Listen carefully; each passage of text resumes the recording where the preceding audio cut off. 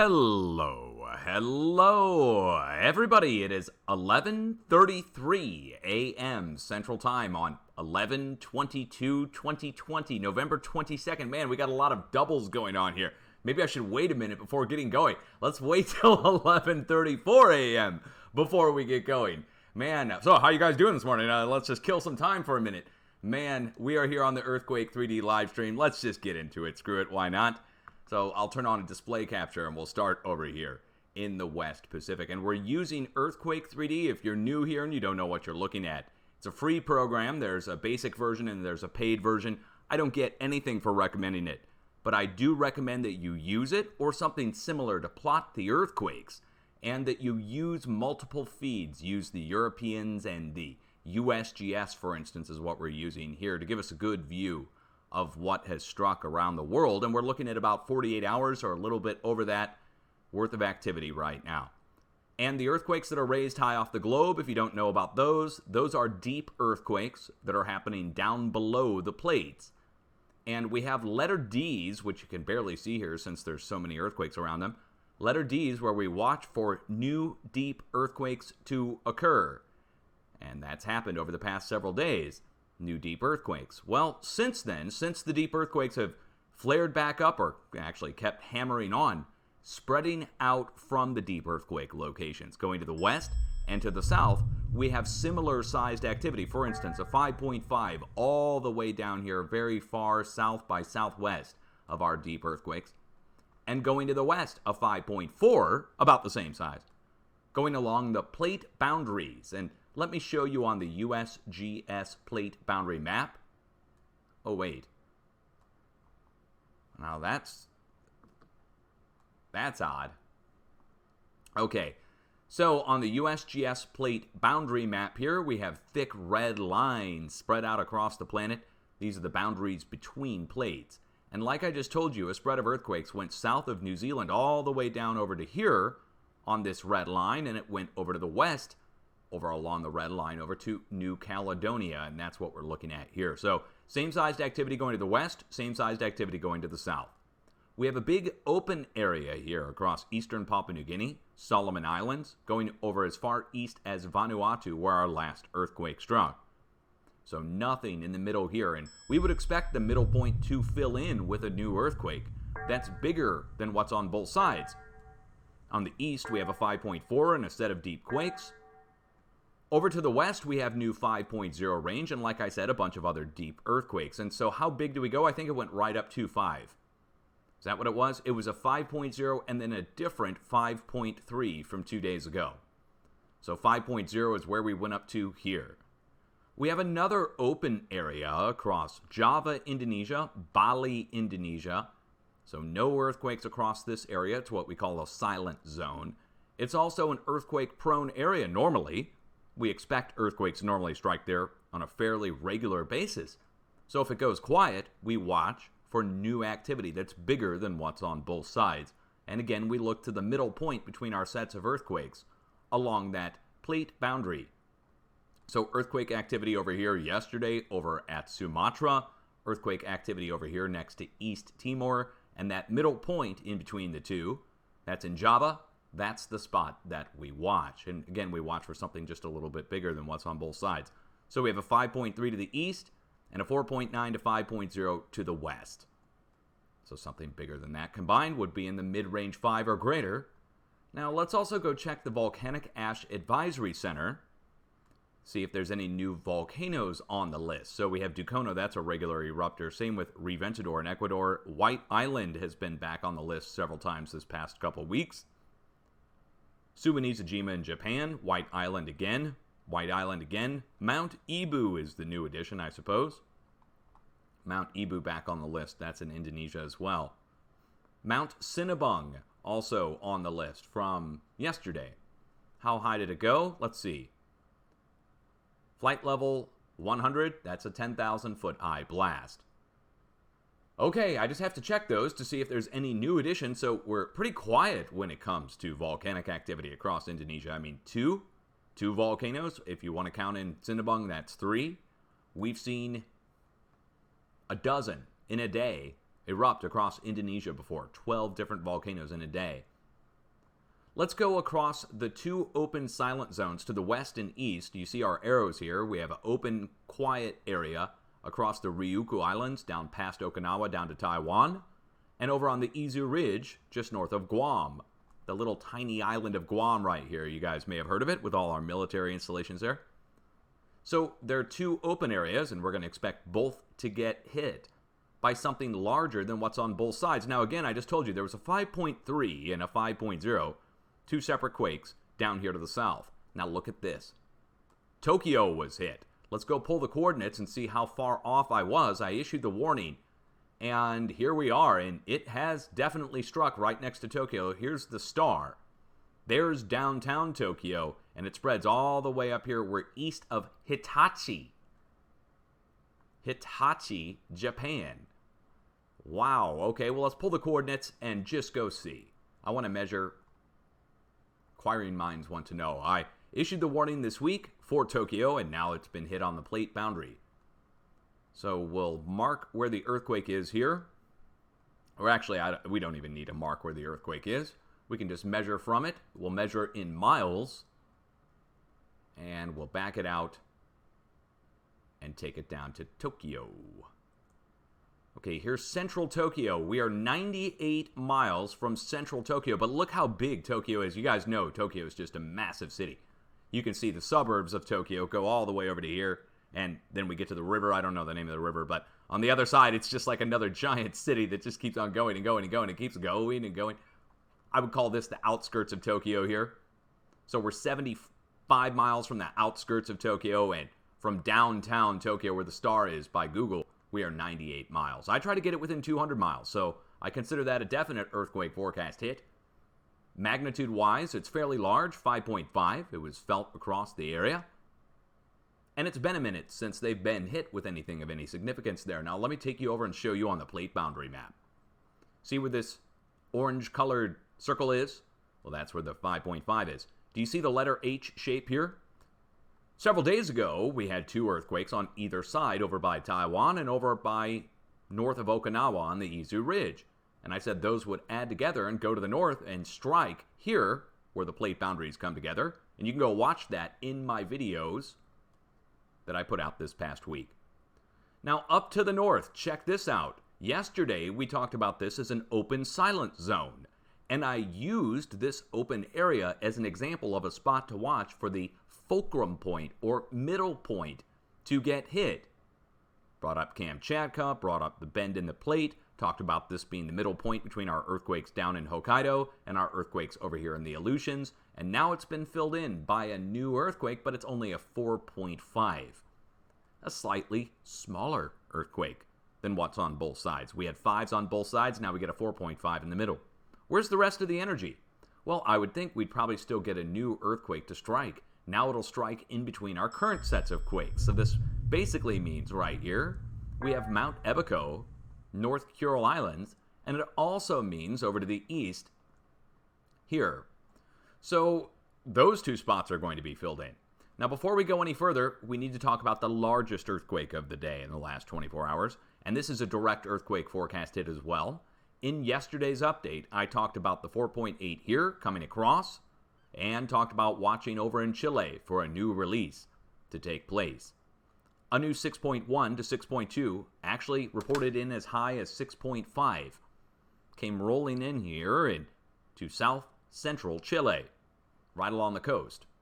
So central Chile, south Chile, right along where our travels underneath point is. 6.1 to 6.2. So there's our larger quake at the destination area where the arrow's pointing. And like I said, this is like the train coming across the bridge, vibrating on the bridge. But then once it gets to the end of the bridge, there's a mountain for it to hit. There's going to be a bigger impact. Sure, there's vibration as the mass is moving, but this mass or this energy that's moving is just impacted into the plate itself. Going up to the north, we go into Central America, and Venezuela's activity yesterday that we talked about, it's marked in pink. Here's what's hit today.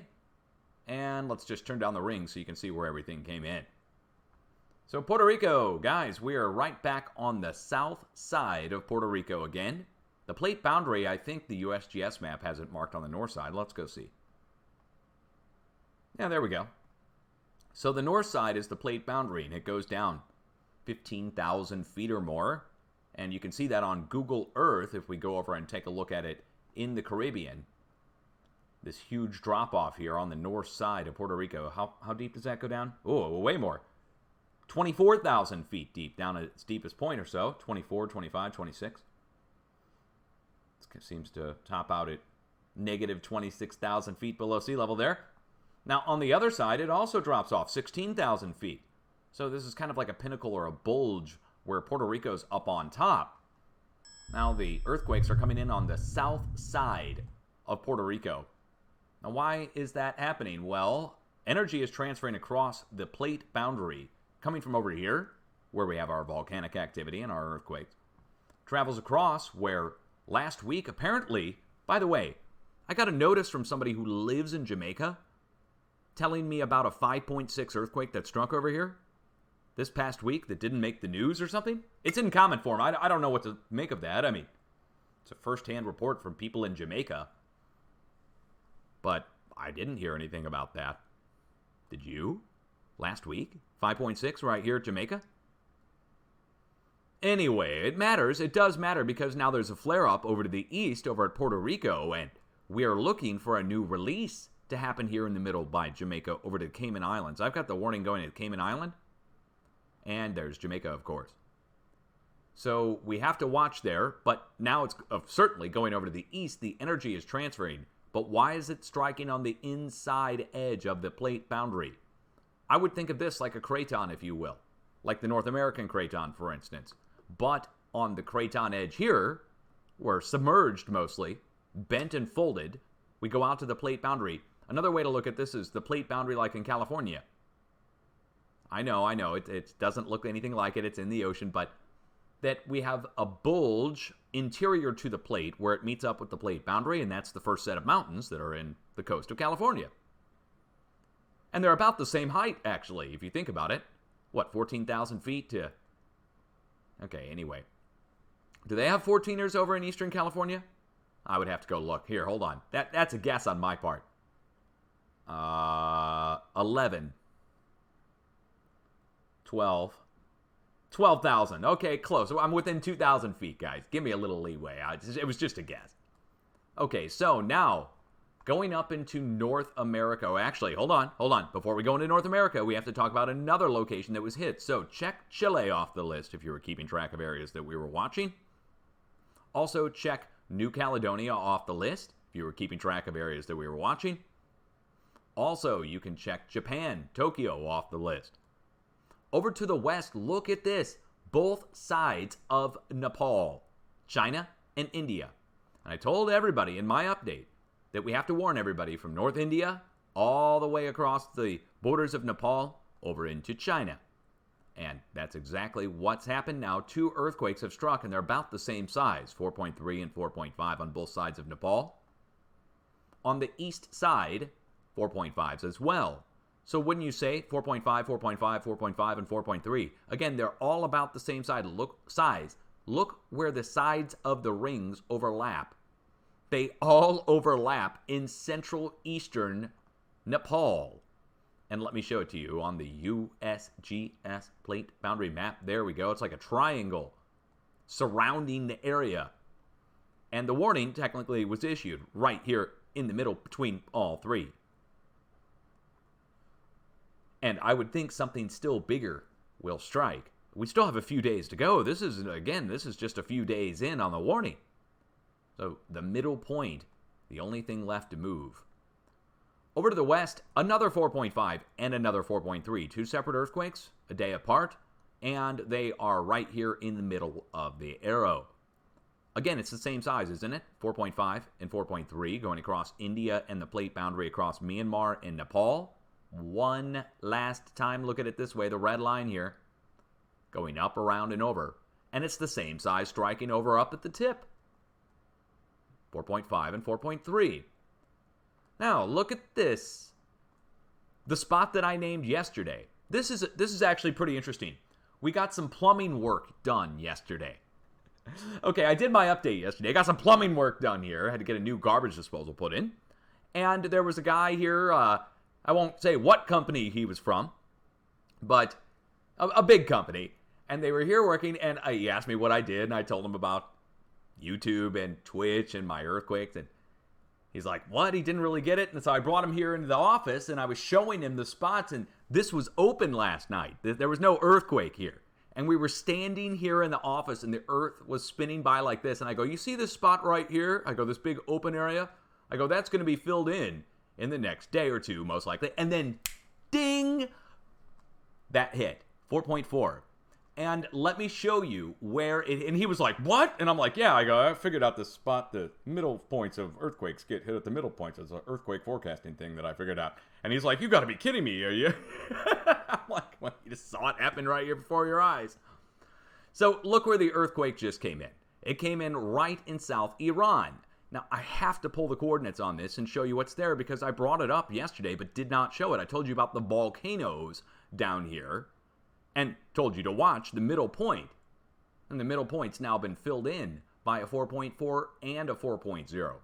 Now, guess what? One final thing, as this is going all the way over to Iran, we're zooming in on Google Earth. There's the spot. But let me take you back here. Guess what? If you add this 4.4 plus this 4.0, it equals 4.5.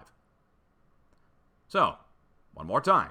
4.5, 4.5, 4.5, 4.5.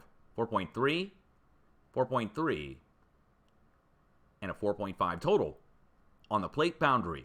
Now, what's there? Here's the epicenter, and here's Iran. Looks like we have a little urban area, but look at that. Look at the fold and bend in the plate there. Now, I told you about volcanoes, right? Well, they're all over the place here. I don't know if you'll see them, so let me zoom in and show you. For instance, right here.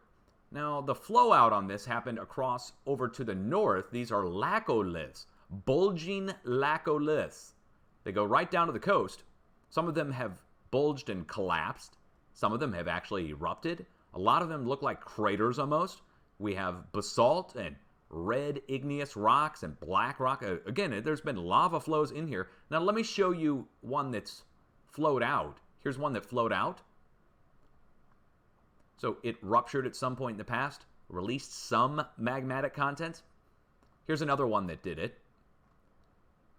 And I can bring this in at an angle so you can get a better view on these. So a laccolith is normally a point along a plate boundary that magma intrudes and bulges, but never erupts, normally. And these are all over the place. So you see them here, here, here. There's another one down here along. This one's perfectly, again, a bulging. Now, mud volcanoes also form along through here, which are really interesting too, because the plate, look at the way the plate is folded and bent along through here. Now, wait a second. That fold and bend across the plate there, that's, again, the red line, the plate boundary.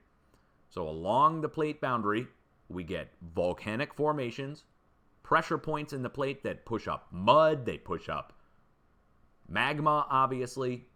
And sometimes if it erupts at the surface, of course, we get lava at the surface.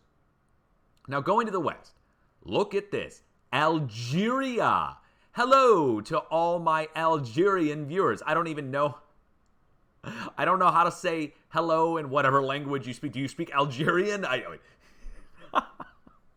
speak Missouri here. We speak Missourian here in the United States. It's a special form of English where you can't pronounce anything correctly.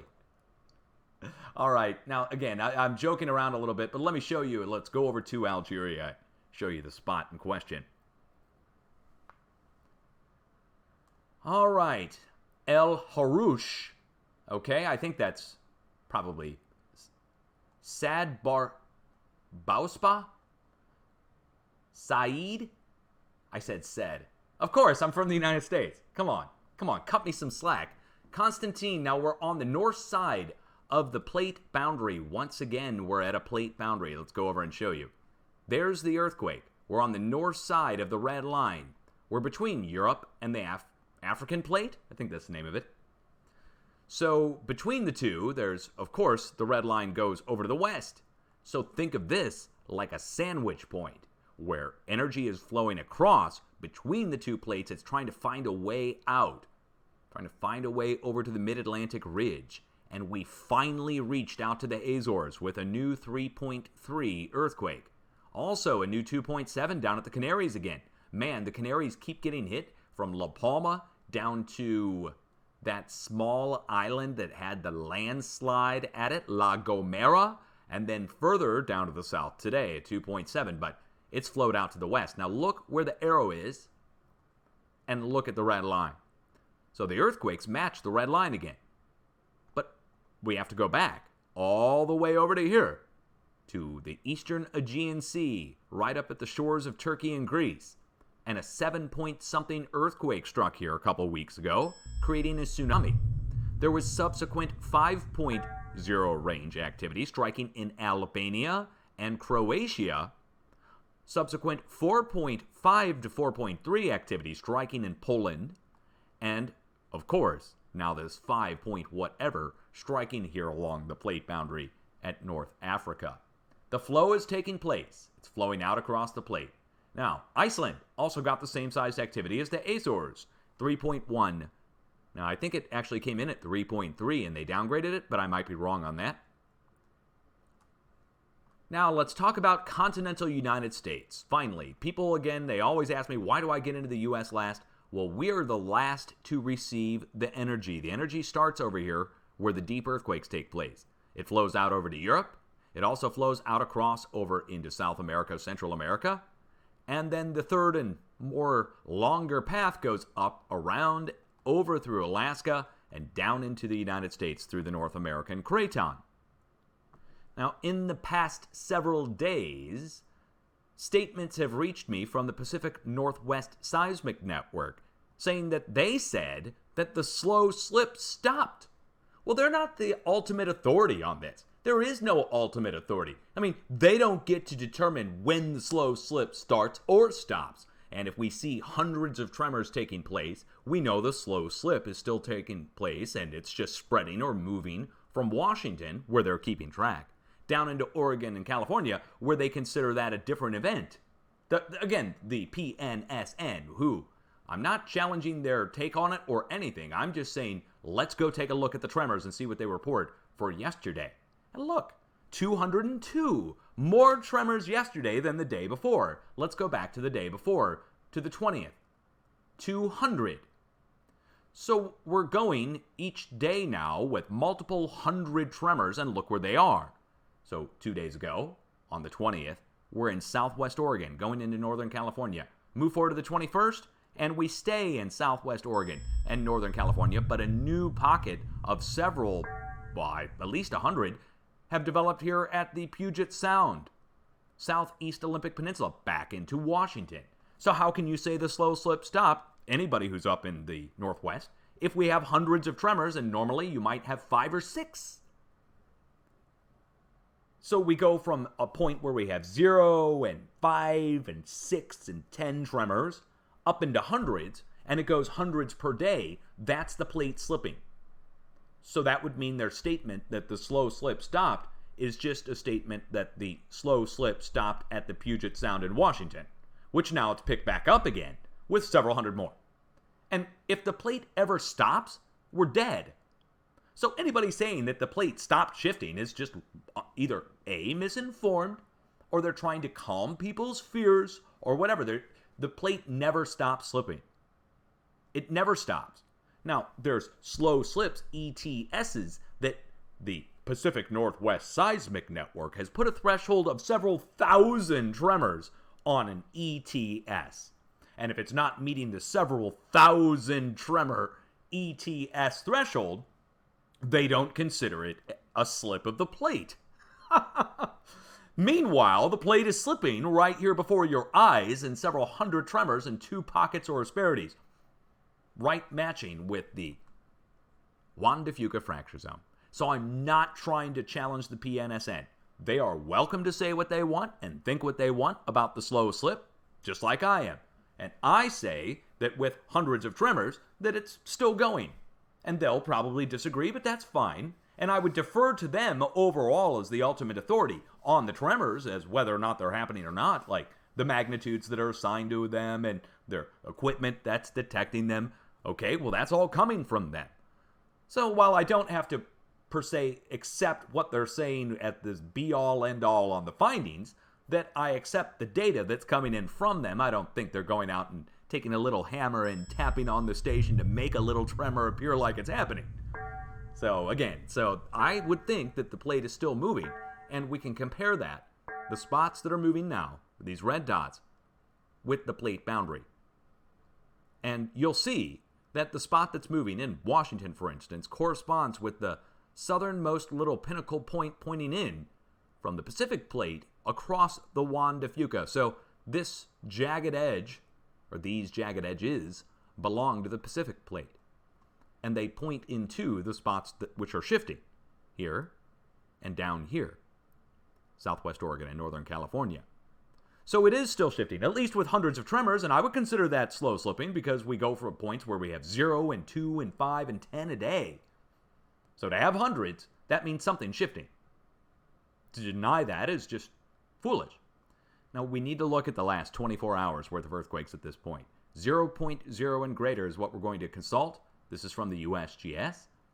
And I think everyone's eye should be drawn over here to the East Coast, on the edge of the North American Craton, going up into the Northeast. Go park your car at the car park and come along with me on a voyage of discovery. Guys, this is awesome. Going up to the Northeast, look where we're going. Massachusetts. Going up to Boston. All right. Bliss Corner again. Wait a second. I remember this name. We had an earthquake here, a rare earthquake, strike right next to what I would call Great Gatsby's mansion. And I'm not kidding. Wait a second. Wait a second. Hold on. We're at a different spot. Now, previously, we struck out here next to Great Gatsby's mansion. And I'm not joking. Look at this place. $25 million mansion. People were even saying that they thought maybe they were building some kind of underground bunker there, or maybe it was getting destroyed. Well, we don't know about that, but going over here, we have a new earthquake epicenter, and look, we are next to another Gatsby mansion. And wow, I mean, this is real nice. Real nice. Somebody's doing all right there. But I'm just going to tell you, we're on the edge of the Craton. There might be something else here nearby. There may be high voltage power lines that are nearby this location. Might be buried. But, I mean, come on, look at these mansions that are out here. Oh, wait, hold on. We've got a solar generating. Look at that. Okay, we got people with solar panels and they're generating their own power there. Well, isn't that special? Is there anything else here nearby? Let's just back it out and see. So our two earthquakes, one coming in next to Gatsby's mansion, the other coming into Gatsby's son's mansion, the son of Gatsby. And overall, we're on the edge of the Craton, and that energy is coming over from the west. Now, we have to go back. Let's go back 2 days. Let me show you something that's absolutely incredible. We're going to look at the last 7 days of 0.0 and greater earthquakes. And I want you to compare the earthquakes that I'm about to show you over the last week. I want you to look at them. It looks like a jumbled mess, so let me turn the rings down a little bit. And I'll trace out this pattern for you so you can understand what I'm about to show you. Coming in from the northwest. Turn all the numbers off. There we go. This is just a visual aid. So coming in from the northwest, it's like a giant letter O, or letter Q, actually. For earthquakes. Yeah, that's the ticket for earthquakes. Let me get a sip of my coffee.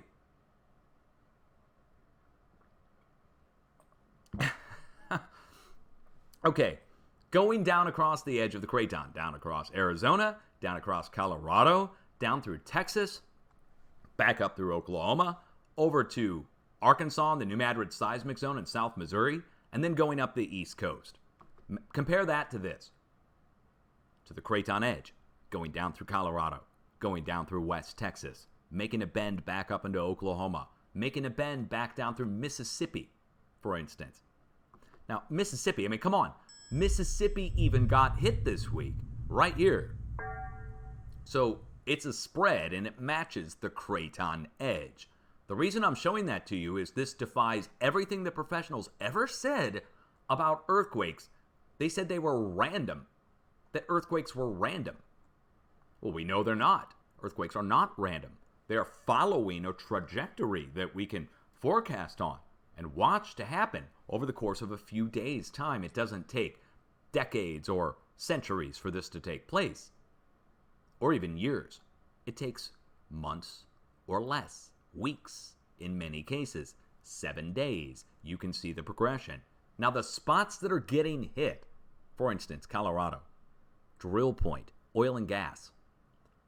Every spot in the Midwest across Oklahoma, Kansas, and North Texas, this whole line of quakes, every one of them is at a drill point for oil or gas. Once we get over here to the New Madrid seismic zone, these earthquakes are not at drill points. They're right next to high voltage power lines. Once we get over to the East Coast, we get onto the edge of the Craton. We have a few things there. We have Great Gatsby's mansions, we've got the edge of the Craton, and likely we have buried power lines for the big mansions, right? They can't have those ugly, tall, high voltage power lines up above ground level. I don't know, it's just a guess on that, but I'll tell you that the earthquakes are striking on the edge of the Craton, and you can't deny it if you're looking at the last 7 days. It's a perfect match going all the way down through the south. So why would they deny it? Why would they say there's no relation between earthquakes across a distance? It's very odd. Why would the professionals say that? I'm not challenging their authority. I'm just asking the question, why would they say that when we can see it happening? It's just too odd to me, and I don't have a good answer for why they say there is no relation, or said previously. See, they previously said it without ever testing it. They made statements. Who are they? It's in textbooks. It's not an official agency. It's not like the US. We're not blaming the USGS. It's not like the USGS came out and printed a bunch of stuff saying there's no relation between earthquakes across distances. They're just going with what's currently accepted in the industry or in the field. Okay, so again, I just have to clarify that. I'm not trying to dog them too hard or anything, and we need to give them a little slack because they only go with things that are peer-reviewed and studied for 20, 30, 40, 50 years. Like, they're just accepting plate tectonics and Pangea theory as it now gets debunked. Let's get another sip of my coffee. They're going to be real sore on that one. That's a joke, guys. Come on, man. Lighten up a little. Let's go up into Mineral, Washington in the Northwest. The beautiful Pacific Northwest, Washington State. Guys, I got a chance to go up there. If you ever get a chance to go, do it. It is amazing up in Washington State. And I'm talking beautiful. And the people are nice too, for the most part. It depends on where you go, right? Might run into Bubba out here in the backwoods. You might have some problems, right? Now, don't worry. They'll be out there blowing something up, tannerite. Just tell them you're good at target practice. You'll be able to join. Okay, a little. Actually, no, wait. Wrong state? That's wrong state. Sorry.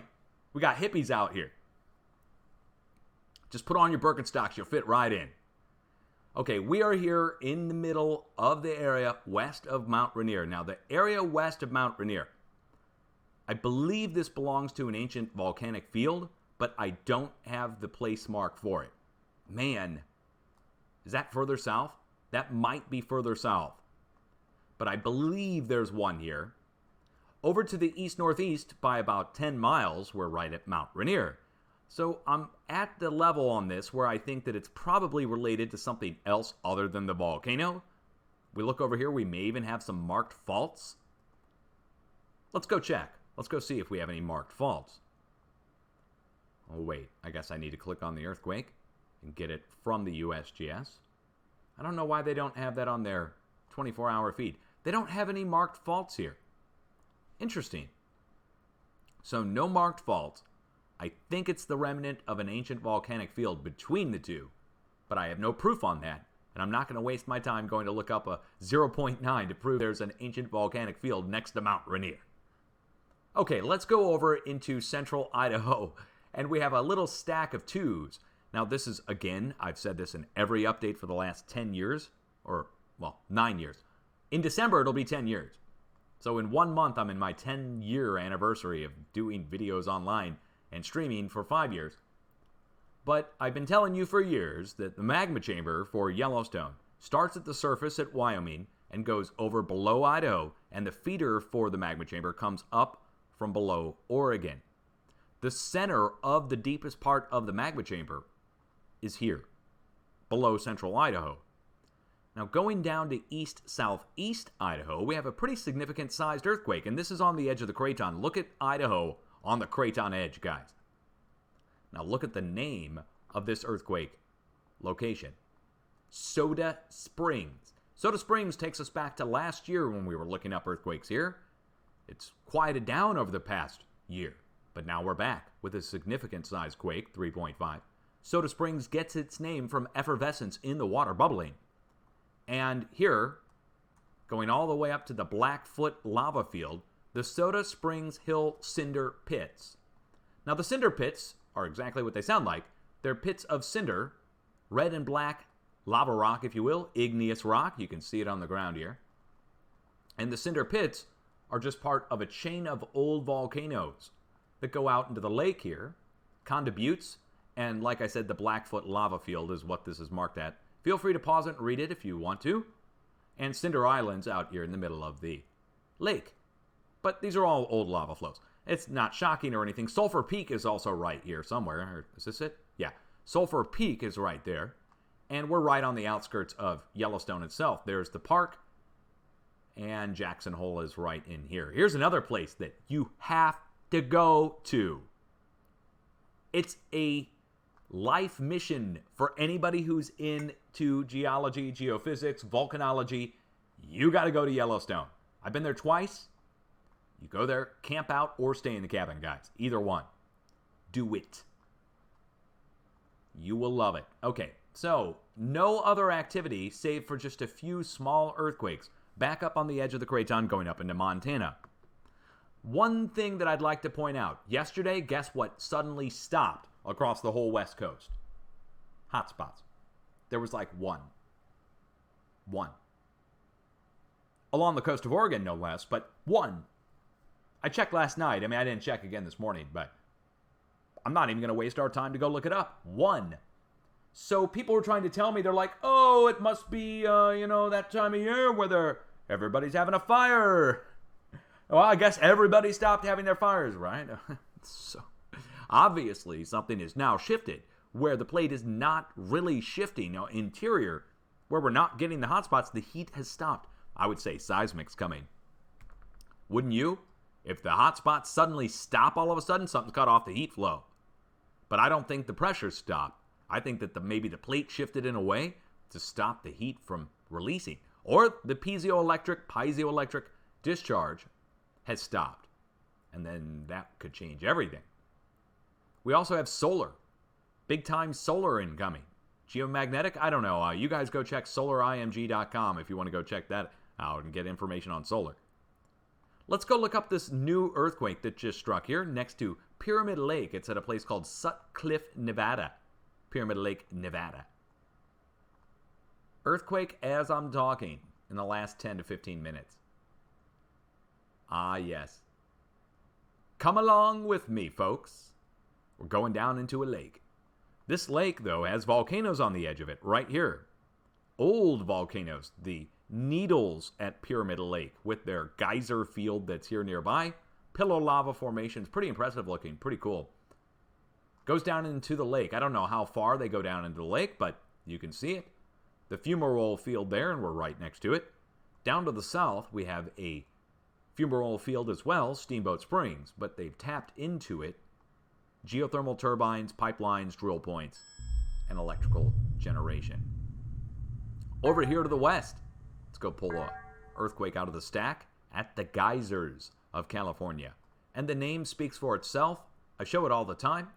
It's a volcano or a volcanic field next to Clear Lake Volcanic Field in Mount Canocti. Geyser Peak. And going down on the earthquake epicenter, we're right. Oh, look at that. We've got pipelines going across the roadway. And the pipelines will most likely go up to geothermal turbines, if I can find some. There we go. Some turbines here. And electrical generation. So they're generating electricity with the steam. And the steam's coming out of Clear Lake Volcanic Field. Or on the side of it. Down to the east by southeast, we're right at the entrance to the Bay Area. And I just want to look it up. I did not look these up earlier. I don't know. Stinson Beach. I do not recall having to look up earthquakes here before. Let's go see if we have any marked faults. Wow, okay, well, we got two things here. We've got the San Andreas, the famous San Andreas. Over to the east, you have the Hayward Fault going through the Bay Area directly, but along the coast, it's the San Andreas. But there's another little tiny fault that meets up with the San Andreas. I don't know the name of that. Let's go see what it's called. What's this one called?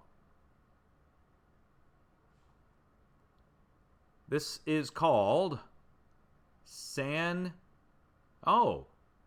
Gregorio Fault Zone. Never heard of the San Gregorio, but it goes all the way down. Look at that. It keeps going.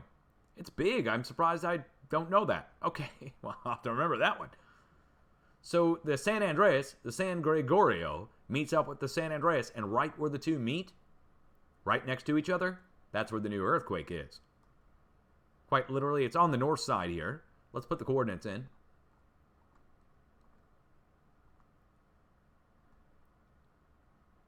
So if you don't normally see earthquake activity at a point, you go look it up to see what's happening. Oh, wow. Okay. Hey, wow. Look at that. I wonder if this is like a rock slide or something. You know, how deep was the earthquake? Hold on. How deep was it? Acquiring Minds need to know 6-kilometer depth. Well, okay. That's not going to be, unless there's some kind of thing here we don't know about. I don't see anything else nearby at all. Now, there are steep hillsides here, so that is something worth mentioning that, you know, with the steep hillsides, we could get a collapse that could go down and hit the ground, and they might just mistakenly report it at 6-kilometer depth. It could happen. But it's on a fault. The fault connects in, goes down to the south. I'll say it's from fault stresses. That's the most likely cause, especially since our shifting is taking place up here still. All of our little tremors, those little red dots that I showed you just a few minutes ago. Let's go further to the south, a 1.7. Let's see where this is. Pinnacles, California, on the San Andreas directly.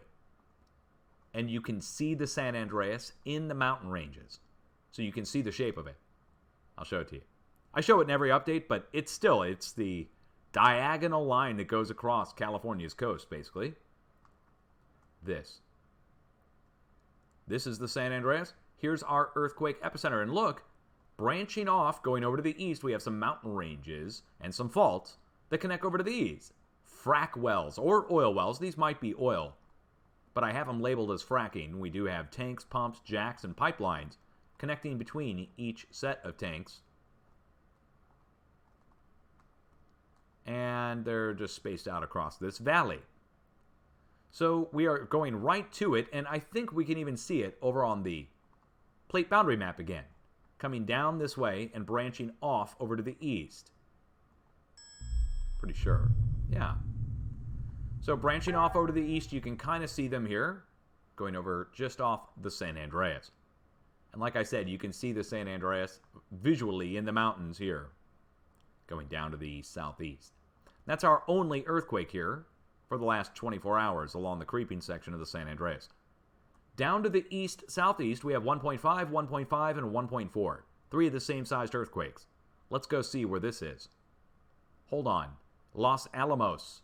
Oh, no. Dude. Here, I'm just going to check now and make sure my stream's on. Okay, we're all green across the board. We have no drop frames. We're not missing anything. If I cut out now, you know why. Let's go put in the coordinates. Jeez.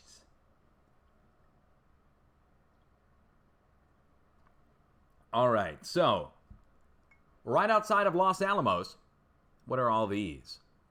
These houses? Nope. Looks to me like we have a large oil pumping operation right here that I never marked, that I'm going to mark now. Oil. Now, there could be natural gas also with this, but all of these little pads here are different oil wells now. Every one of them. Okay, it's huge. Huge oil pumping operation here right next to Los Alamos. There's Lompoc. We have another oil pumping operation down to the east-southeast. Anything else? Vandenberg Air Force Base. Hey, isn't this where the fire just took place? There was just a fire here this past week that broke out right up in here somewhere. Somewhere right around here. There's Los Alamos directly. Okay. Enough of that. Let's move over to the east, to the other 1.5. So we go from an oil pumping operation, 1.5, and we go east over to the Garlock Fault. Well, not exactly on the Garlock directly. What's there? Looky here, guys. As many of my online friends would say, look, we've got ourselves another oil pumping operation right here. And it's big. All these drill points, you got to understand, these drill... Oh, and we got power lines that are right here, too. So, I mean, we are directly next to the high voltage power lines. And we're directly next to the drill points. Wait, what's this? Some kind of bivouac tent city? I don't know. Oh, wait, no, we got pipeline there, but that's for water. Probably for the orchards that are right there, right next to the oil pumping operation that's there. So, oil pumping and oil pumping. Yeah. Let's go over to the east, a 1.4 at Bodefish, California. Bodfish, brah. All right. All right, Californians. Birdfish, brah. Bruh. Bruh. Bruh. All right. There we are. Oh, wait. We're right next to where the fires took place. These huge fires broke out here. Suddenly on a clear day. I think they tried to blame arson.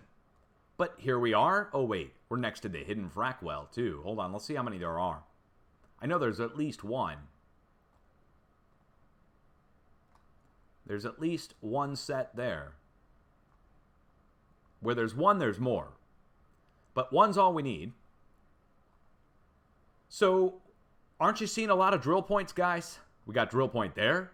We got drill point here. We have a drill point here. And we have a drill point there. Or right next to it. Before we get over to the California-Nevada border, let's carry on since we're on such a roll and we have all the same sized earthquakes. Look, another 1.4. This is down in the LA Basin. Encino, California. Okay, we're going to grab these and look it up, see what's in Encino, California. Encino Man. Quite possibly the worst movie ever made. We have a beautiful golf course there. Isn't that special? Do we have anything else in what is this? Water treatment? Is that what this is? Looks like it. Looks like we have, oh wow, major electrical generation? I don't know. I don't know what that is. Why don't we have a place mark on there? Let's find out if Google Community has marked that for us. Japanese garden.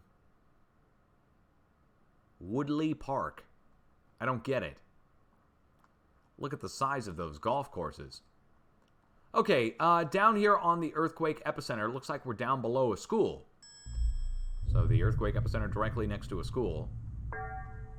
Are there any other features here nearby that would stand out as a possible cause for the quake? Now, when I look in an area and I see drill points, for instance, I can lend it to the drill point pretty easily. I don't see any drill points here nearby. I don't have any marked.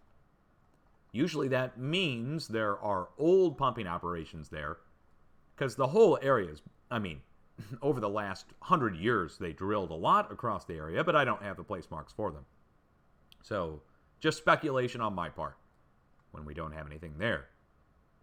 To the north, Aliso Canyon got hit. What, a week ago? Oh, hold on one second, guys. Okay, sorry about that.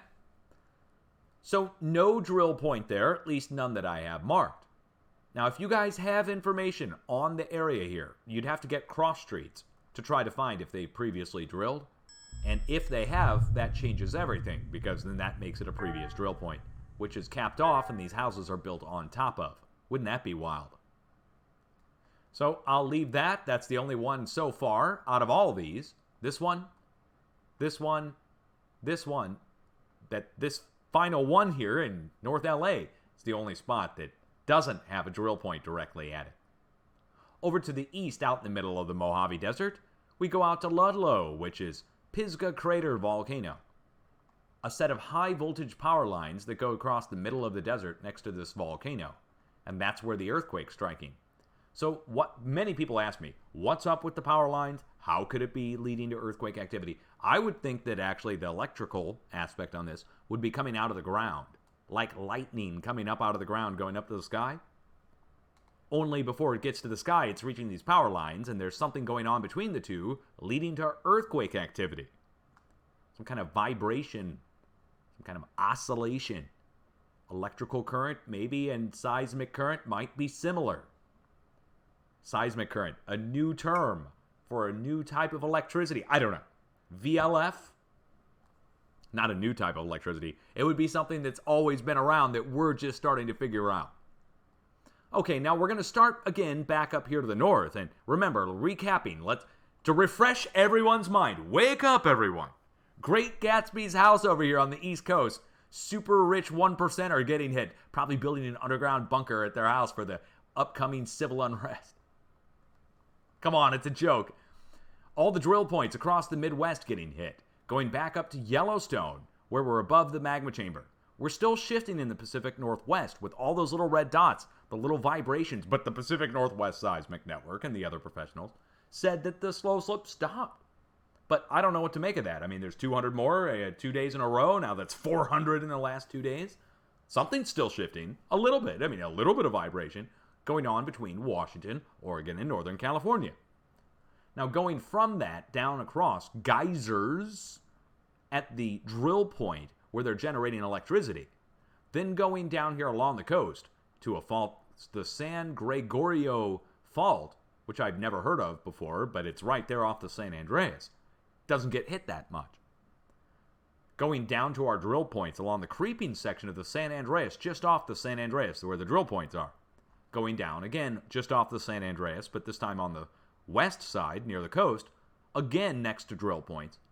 Going over here to the valley, again next to drill points. So, down to North LA, we go on to faults. What about the other 1.4? It's the same size, Corona, California. Oh, man. Dude. All right. Sip my coffee while we zoom in on it.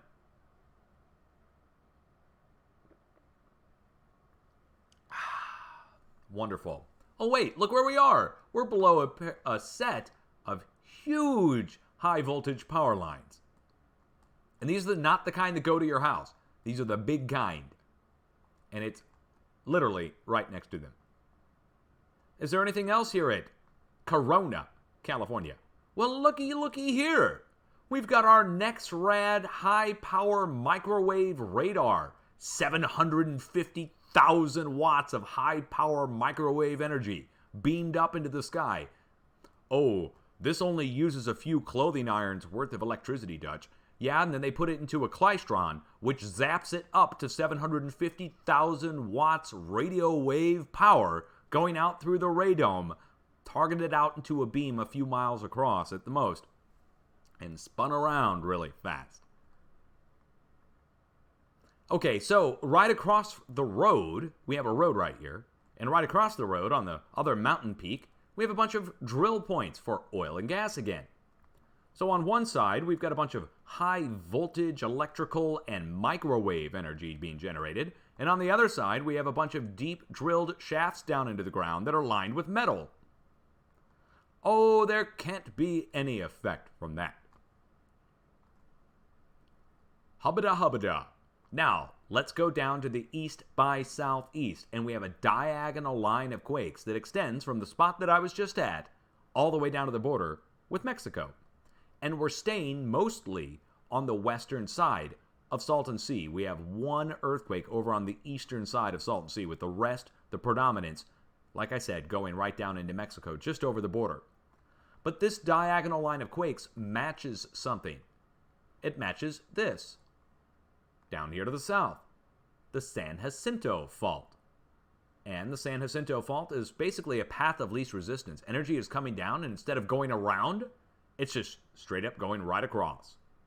And it goes down and meets up with the Imperial Fault, or the thick red line, the plate boundary, that goes down into the Gulf of California and down into Mexico. But down where it meets up, right down here where these small earthquakes are, there's something right down at the south tip of Salton Sea, and something right across the border.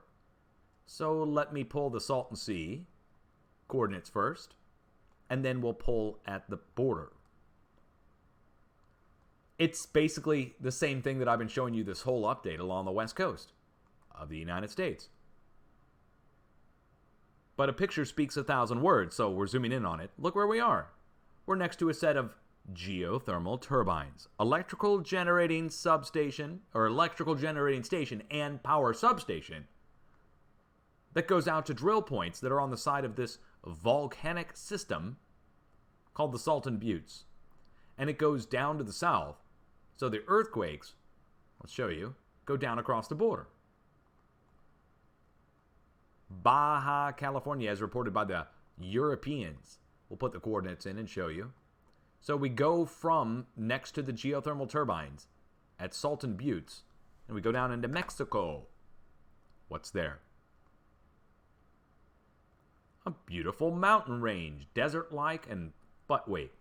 Here over to the east by southeast, just like what we were looking at up here. Down here, Cerro Prieto volcano. And I'll get a measurement on that. I usually look within 40 miles from an earthquake.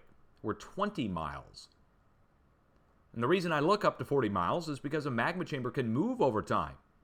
Or the plate can move, but the magma chamber, more likely or not, will move. And look what's on the side of this volcano. A bunch of geothermal turbines that go out to pipelines, that go out to drill points to get the steam. It's the Mexican version of what we were just looking at up in the United States. So the earthquake over here, let's see if there's anything else nearby. Looks like we have a little quarry. No? Maybe. That's very interesting. They have a pond, a lined, dry pond. Oh, wait.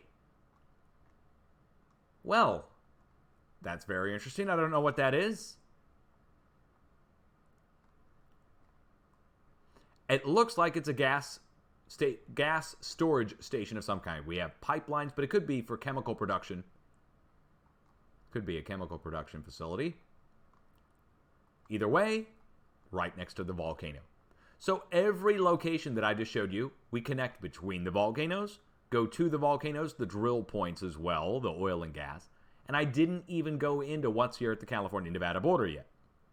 So basically, everything that I just showed you is re-multiplied here along the California-Nevada border. You just have more of it going on.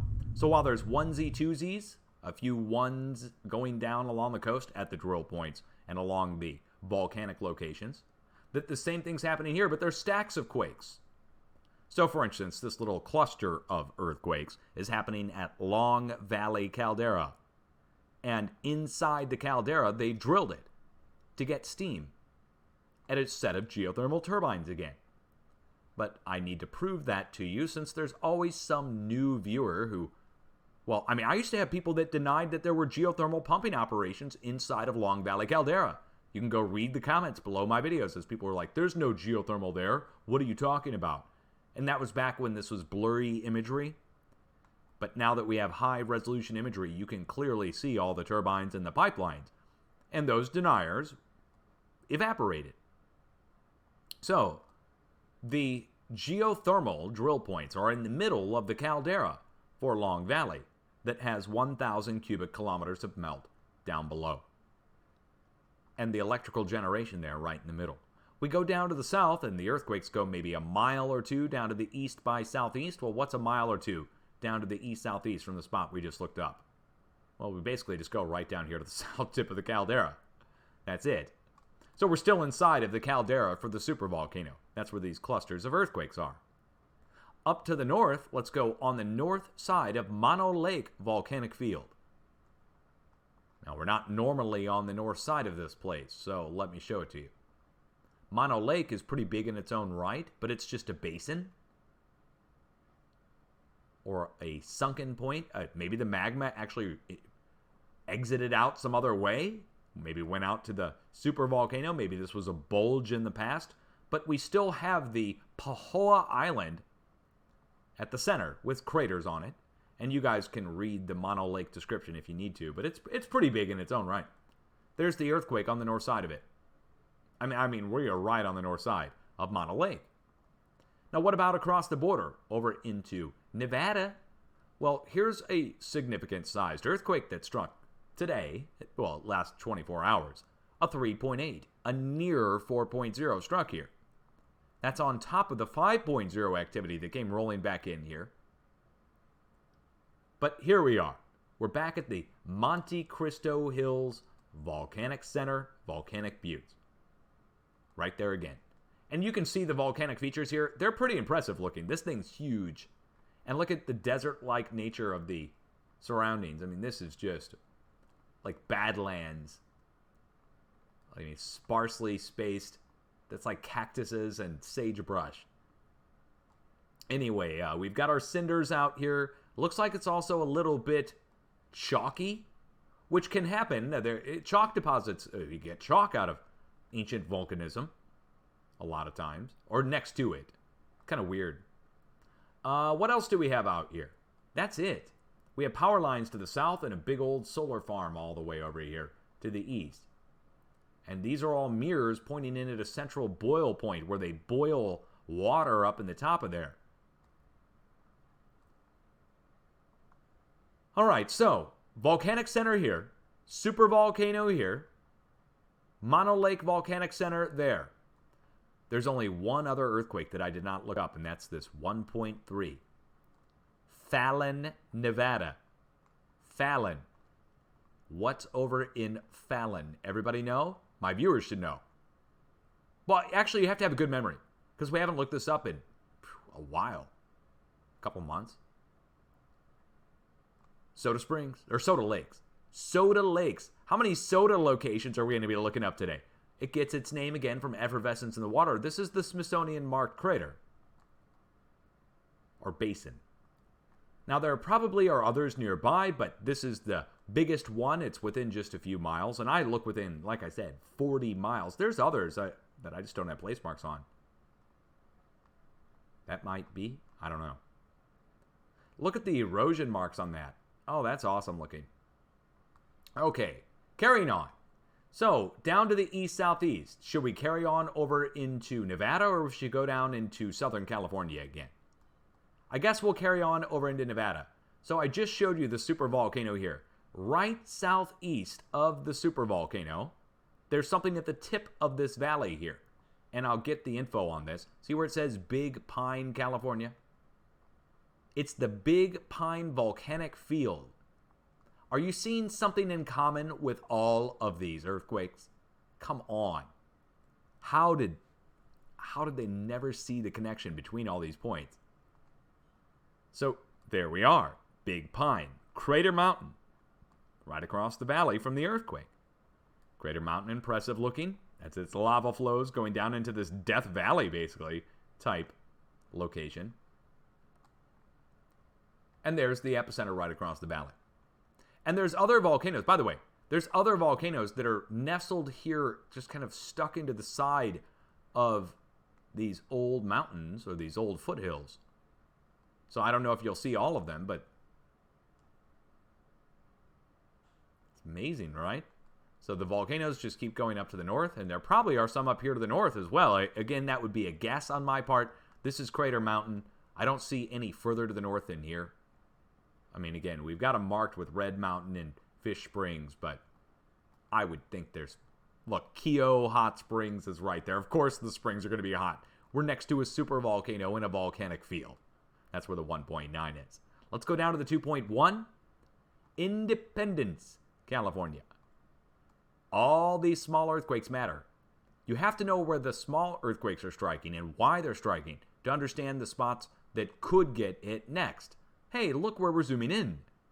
I see another volcano This one's called the Ubehebe Craters. Ubehebe. And there's our actual crater in the ground. These are very impressive looking. It's not from a meteorite impact, guys, but we do have smaller craters on the side. Just incredible looking. So the actual Ubehebe crater is spread out on both sides. Over to the east across the border. You can see them. And over to the west. But mainly the younger features, the ones that everybody knows about, right there at the center. So that's where the 2.1 is. Let's go over to the 0.9. Indian Springs, Nevada. This should take us in next to a nuclear test site again. So we're going from a volcano, a blast point from Mother Nature, and look where we are landing in on. Next to Doomtown. The famous Doomtown Operation Rise line right there, and all of the craters from humans from these nuke tests that were done here. Operation Backgammon, for instance, November 29th, 1979. 0 to 20 kilotons there. What about this one? U.S. nuke Operation Vellard, April 25th, 1973, 20 kilotons.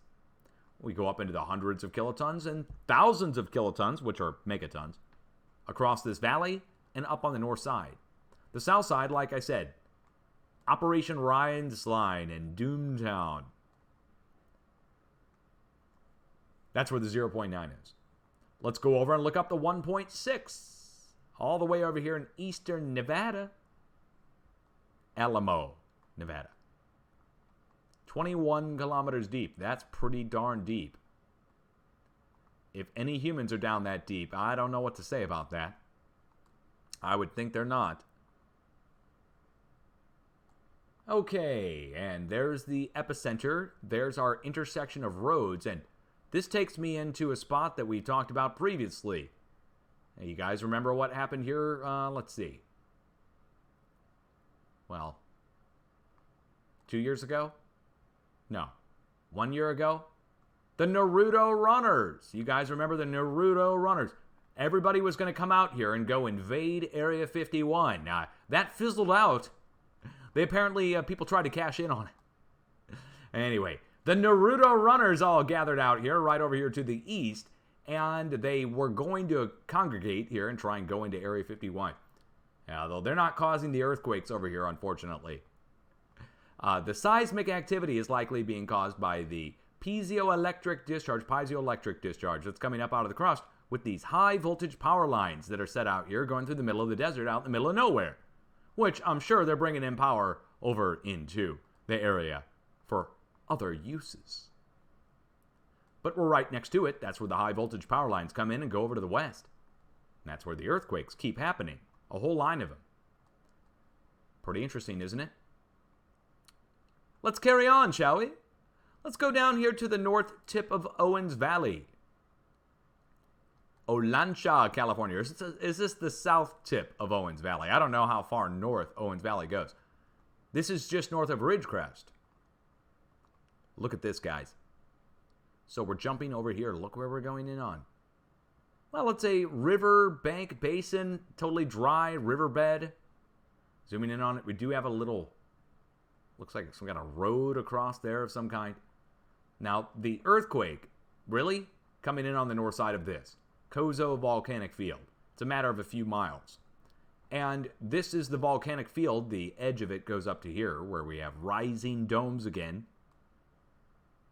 And the volcanic field is the electrical generation point for the area, where they have drilled in to get the steam to turn the turbines to provide the power that goes up this road, which you can follow the power lines. And we're right next to it. Again, on this side of the road, we've got the power lines. On this side, we've got the lake, quote unquote. To call that a lake, it's like a Death Valley type scenario. So they're evaporating out a lot of that water. Now we go down to there and we're in the middle of Kozo Field. Look, Kozo Junction, right in the middle of the power generation station. So, whether you want to debate me on the 2.3 or not being related, these two certainly are. Then we go down east-southeast in this line of earthquakes. The number of earthquakes here is actually picked up again. Slightly increased. But you should be able to see a line of quakes going over to the east too, right? So the number of earthquakes down in Ridgecrest has gone up, but the energy is trying to flow over across the edge of the craton, which is good. We want that to happen. If it doesn't, and it gets stuck out here, that's when your magnitudes go up in Ridgecrest. That's when your number of earthquakes go up in Ridgecrest. And they're going up right now. You have a little push that came in over the past few days. But I want to get back into it. What are we looking for? Well, look, we're on the last day of the warning. Sunday into Monday, my warning for the LA Basin down here. To watch out for 5.0 range activity. It hasn't hit. Nothing's hit. And if I'm going to look anywhere, I'm going to look in central LA now. So right between our two sets of 1.4s. Remember, you got to remember, all of these to the north along the coast are at pumping operations. Along the San Andreas, oil and gas. So something's coming down right now, perturbing the oil pumping operations, but it's just a small little signature. It's just 1.4s and 1.5s. So we might get down to it, and it might be a flop for me. Happens. It does. But when that happens, if we flop, we have to figure out where the energy went to. We had our 5-point-something range earthquake up here. Yes, we have seen activity go over to the East Coast, but it hasn't been 5 range. Hasn't been 4 range even. We've seen 3s go across the plate over to the Midwest. That's it. So that means West Coast is still trapped. Then to top it all off, the plate is still... Wait, here, hold on. Let's go look at it again.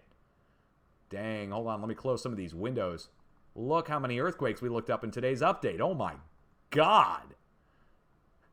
Amazing. Okay, so let's go to the tremor map. Here it is, 202 epicenters as of yesterday. And we'll go back to the day before. There's 200. Go back to the day before that. 62. Go back to the day before that. 107. Go back to the day before that. 473. Go back to the day before that. 71. So you see how it's bouncing around, don't you? Go back to the 14th. So it is bouncing around 395, 216. Day after day, it's bouncing between 200, 400, 160, 500 in some cases. We had 1,000 or almost 1,000 in a day last week. But all of those little tremors are signifying that the plate is shifting. And as the plate shifts, we see earthquakes spread out from where the plate is shifting. So basic. This shifts, then the areas on all sides start to compensate. And if you live down in California, and you hear that you're shifting up in Washington and Oregon and Northern California, well, you know to watch diagonal lines down along the coast, down along the California-Nevada border. Then look at your current earthquakes and look between your current sets of quakes. And that's where your next round of quakes is going to strike. So if you get a whole bunch like this, you start looking between the sets of all the quakes. It's going to increase. The number of earthquakes is going to go up. The frequency is about to go up. And the magnitude, the power behind it, the volume is about to be turned up with it. So is there anything else that I did not cover in the United States? Oh yeah, Hawaii. Hawaii. Aloha, everyone. Big island of Hawaii. Mauna Loa getting hit. A new outbreak going down along the coast. And the new cluster. The one that people are contacting me about. Well, I don't know. One comment was left. I don't know if you call that... That's not exactly people contacting me. One person sent me a comment on YouTube about... Let me show you. There we are. Look where our little outbreak is taking place today. We are inside of the top of the crater of Kilauea in the gravel pit, right above or right next to the pool of water that started to develop down in there. But we are inside of Kilauea. That's why people, or one person, even noticed. But Kilauea's been distinctly lacking earthquake activity while the rest of the area around it has been swarming out over the past several weeks and months. Now, the Middle East Rift Zone is all the way around down below here. Again, let me turn this at an angle so you can see Hawaii a little bit better. So there's Kilauea, where the red triangle is, and down below it is the magma chamber. Now, it collapsed by about 2,000 feet or so. Might be 1,500 or so. Went down, and when it went down, the top sunk, and it collapsed in. and created a gravel pit or a collapsed crater or collapsed caldera.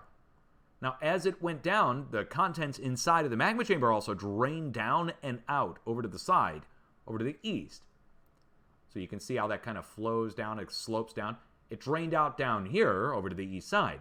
So the top of the magma chamber dropped, the magma inside of it dropped, and it got down to an equalizing level, and then it stopped. Now, it started to refill, obviously. It's been a couple of years now. And as it's been refilling, new earthquakes have been striking around the outside edge of it. It's pretty basic. Going over to Mauna Loa, up to Mauna Kea, and back around, down and across out in the ocean, out at the foot of Loihi, and back around. Giant ring. You can kind of see it here even. So going along the coast, going along the Middle East Rift Zone, and then going back up to Mauna Loa, with the largest earthquake of the bunch. So we'll pull the coordinates on this, but notice the depth on this is high above sea level. So in other words, we're like up at the top inside of the mountain. Our elevation here is 10,500 feet above sea level.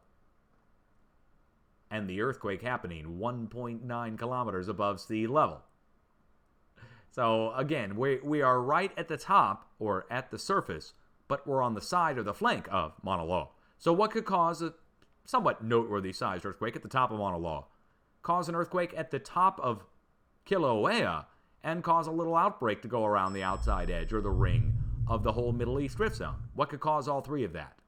The only thing that I think could cause all three of those things to happen in 1 day's time, or 2 days' time, or even in a week's time, that it would take the Middle East Rift Zone recharging, filling it with magma. And the filling with magma then pushes around the top and outside edges. So is it going to erupt? We have to wait. The professionals will tell us if it's going to erupt. I hope. And if they don't, man, dude, I don't know what to say about all that. This is 1 day's worth of earthquakes, by the way. So let's go turn on our 7-day feed again. And one more time, just tell everybody.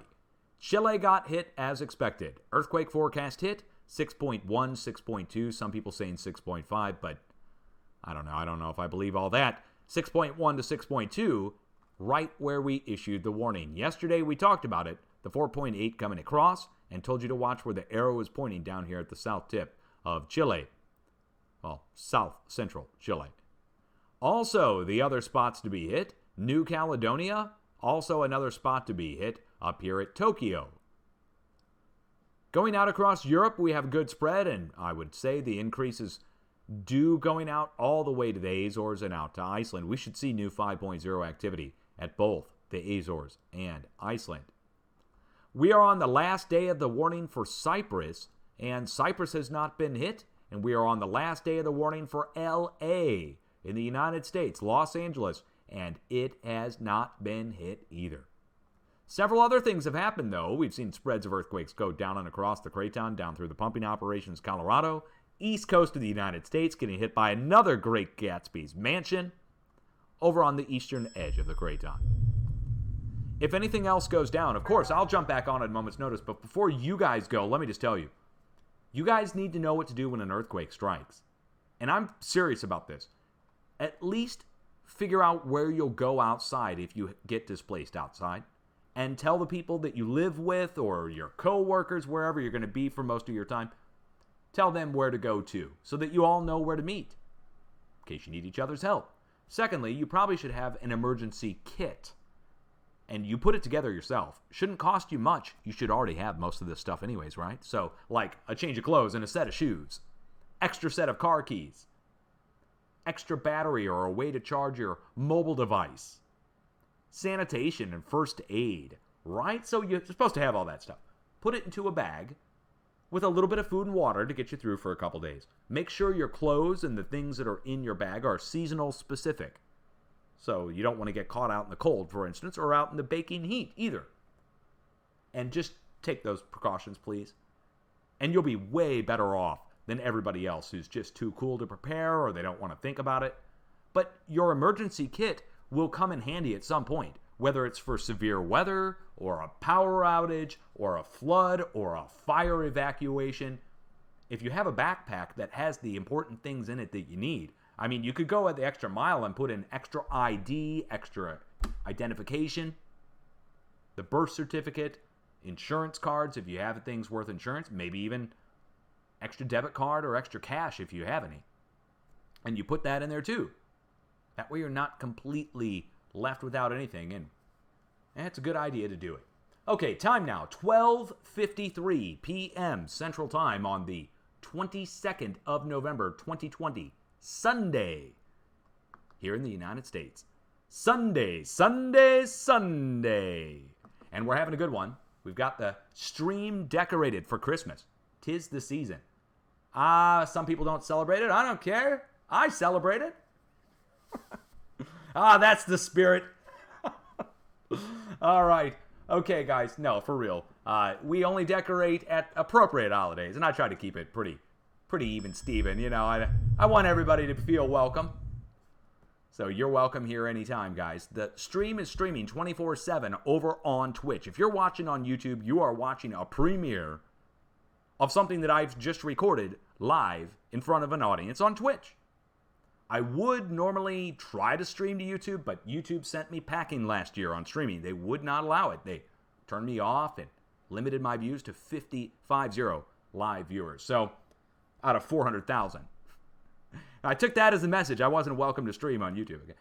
Anyway, so we're over on Twitch where they totally allow it, and even some Twitch staff tune in for information, coming out of Alaska especially. So really cool on that. Word up and much love. I'll be back. Peace out.